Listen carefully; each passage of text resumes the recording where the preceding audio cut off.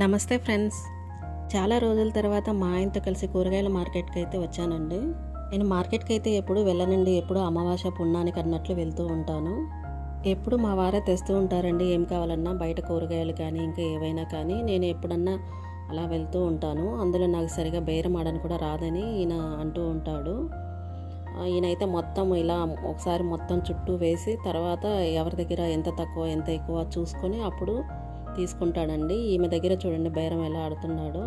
ఈమె అయితే 15 రూపాయలకి ఇస్తా అంటుంది ఒక కుప్ప. అయితే మా ఆయన అయితే 10 రూపాయల లెక్కన మొత్తం ఇచ్చేయి అంటున్నాడు. అంటే కుప్ప 10 రూపాయల లెక్కన. ఇంకా ఆవిడ దగ్గర వదిలేసి వేరే దగ్గర అయితే తీసుకున్నామండి, పచ్చడికి అందు కావాలని చెప్పేసి.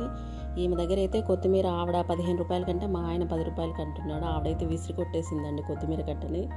సర్లే అని చెప్పి మళ్ళీ ఆవిడ చెప్పిన రేటుకే తీసుకొని ఇలా అయితే వచ్చేసామండి. ఇలా అన్నీ ఒకసారి అయితే తీసి పెట్టుకొని ఇలా అంతా కొంచెం ఆరబెట్టేసుకొని ఇలా తొడిమెలన్నీ తీసేసి ఫ్రిడ్జ్లో అయితే పెట్టేసుకున్నానండి.